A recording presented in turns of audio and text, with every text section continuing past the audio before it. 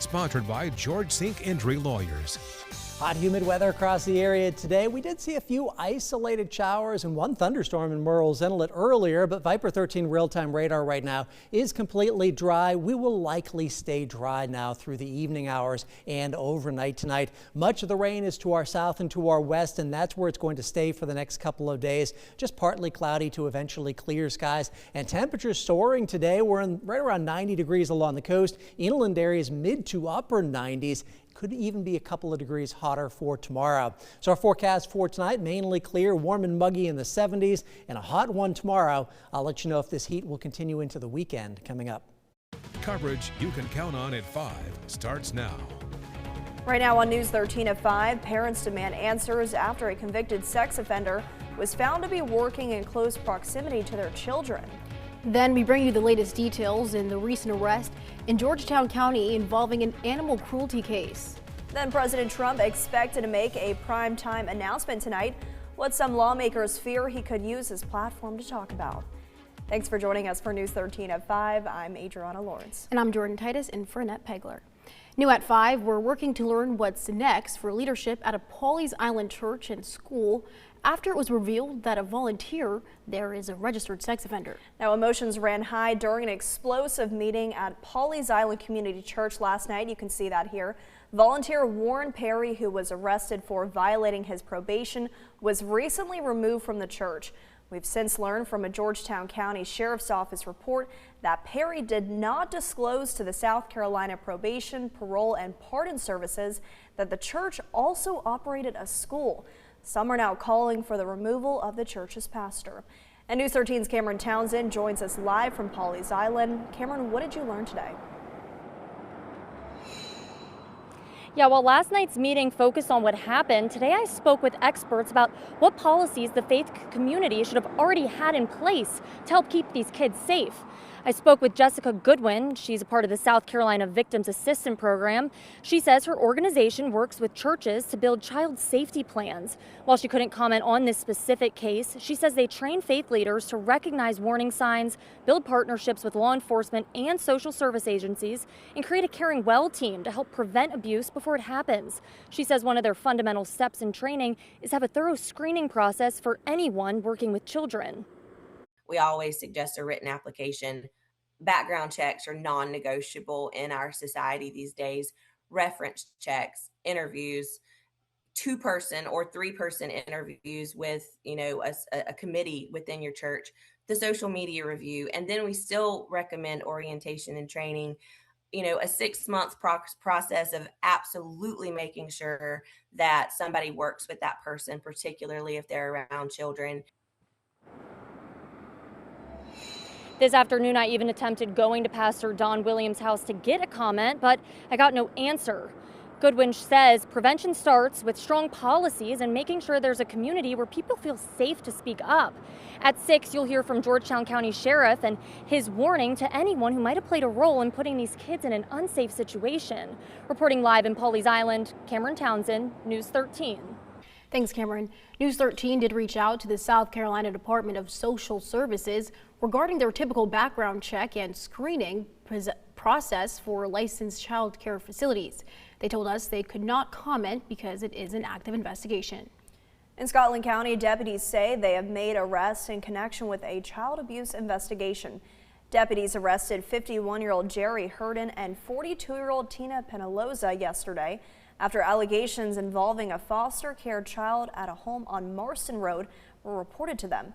The investigation began after the Scotland County Department of Social Services requested assistance regarding allegations involving a foster care child in its custody. Hurden and Penaloza both face charges of child abuse by neglect, and Hurden faces an additional charge of possession of meth. Both women are being held at the Scotland County Detention Center.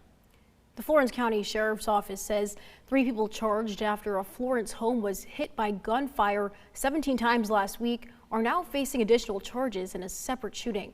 Dontavius Williams and Decarius Caliborn are each face charges of attempted murder and possession of a weapon during a violent crime in connection with the National Cemetery Road shooting. Nasir Timmons, who was wanted in connection with the shooting, turned himself in today. The three also face 5 counts of attempted murder, aggravated breach of peace, and possession of a weapon during a violent crime in the city of Florence shooting.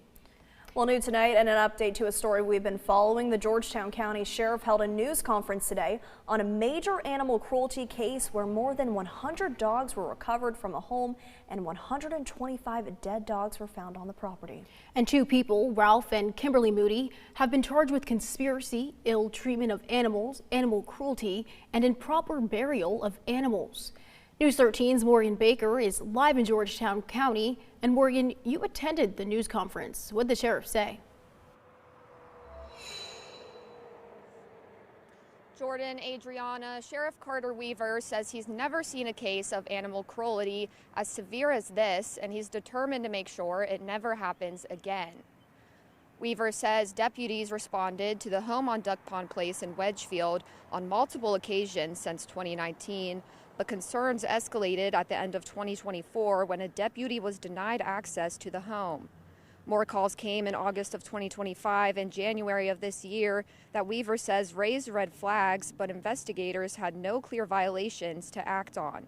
That changed at the end of June when Animal Control responded to reports of a strong odor. Over the next 2 weeks, investigators found nearly 50 dogs across Georgetown County and linked those locations to Moody, leading them to serve a search warrant a week ago where they rescued over 100 dogs.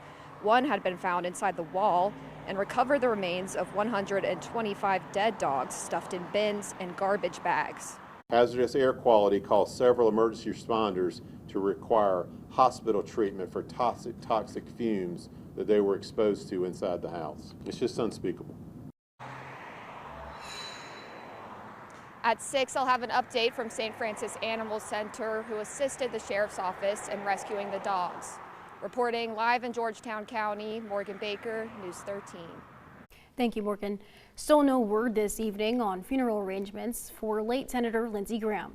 Senator Tim Scott says that plans for Graham's funeral have been delayed until at least next week, so leaders from around the world can accommodate their schedules to attend.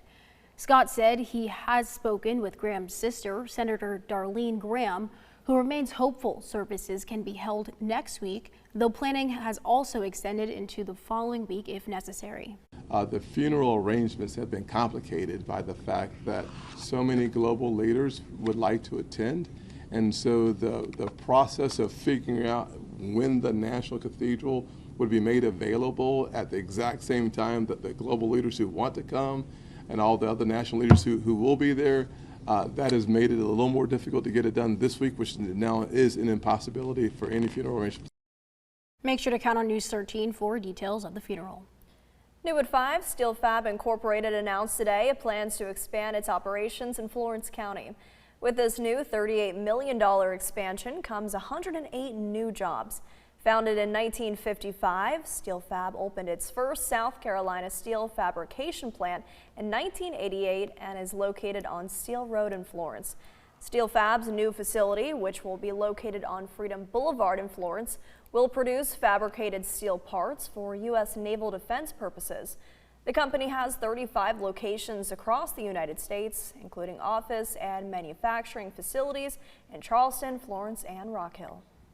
News 13 on-time traffic, sponsored by Joy Law Firm. Just call Joy.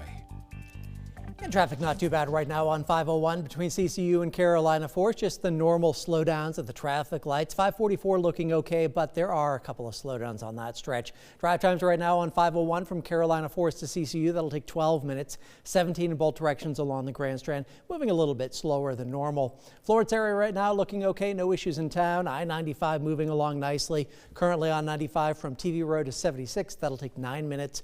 Palmetto from 5 Points to Irby Street will take 5 minutes. And 52 from Palmetto to I-95 will take 8 minutes. There's been a lot of anticipation building on Capitol Hill and at the White House for the president's speech tonight. White House Press Secretary Caroline Leavitt says no one but the president knows exactly what he'll say. She says he will reveal findings related to the safety and security of the country's elections. On Capitol Hill, Democrats are expressing criticism in anticipation of what he may claim. Why does he continue to focus on a conspiracy theory related to a 2020 presidential election that every rational person in the United States of America knows he lost. During the speech, Leavitt says someone will run the teleprompter. An investigation is underway into the president's longtime teleprompter operator over allegations he used inside knowledge to place bets on prediction market platform Kalshi. Leavitt says the individual is on unpaid leave. The speech begins tonight around 9. The Associated Press says President Donald Trump is delaying and rejecting disaster aid for Democratic states at higher rates. When major disasters strike, Americans are routinely waiting weeks or even months to receive presidential approval for aid. And if they live in a state that didn't support President Donald Trump, chances are greater that aid will be denied. Since taking office last year, Trump has approved about 65 requests for major disaster declarations and denied more than 24 other from states, tribes, or territories seeking federal financial assistance. The White House says, though, the decisions that the president is making are not political and that it is also taking longer for him to approve disaster declarations. And parts of Texas are getting hit with another day of life-threatening flash flooding and torrential rain. The rain and floodwaters are submerging neighborhoods in Texas Hill Country between Austin and San Antonio, who are still recovering from deadly floods 1 year ago. At least one person died overnight as the flooding swept through Kerr County, where the Guadalupe River surged 32 feet in 4 hours today. U.S. Central Command says it conducted another wave of strikes today, its 5th consecutive night, as it tries to, quote, further degrade Iranian military capabilities. Jessica Cartilia shares more from overseas. The U.S. and Iran have exchanged more fire today in what is now the 6th consecutive day of fighting. The U.S. targeting coastal defenses and missile sites after reimposing that naval blockade of Iranian ports. The targets are now expanding beyond southern Iran and hitting the northern areas as well as Tehran. Iran is responding with missiles and drones fired at Jordan, Kuwait, and Bahrain. And Iran further warning that if the United States targets its power infrastructure, it will instruct the Houthis, an Iranian-backed militia in Yemen, to close another shipping thoroughfare. There are some signs of diplomatic hope, however, and what President Trump is calling a gesture of goodwill. Iran has released an American citizen who's been wrongly detained in Iran for the past 2 years. And after 2 days of U.S.-mediated talks in Rome, Israel and Lebanon took steps toward creating pilot zones in southern Lebanon where Israeli forces would withdraw and turn over control to the Lebanese army. In Doha, I'm Jessica Cartalia for News Nation. And we're heating up across the area today. Temperatures made it into the 90s. I'll have a look at how long this hot weather is going to last coming up.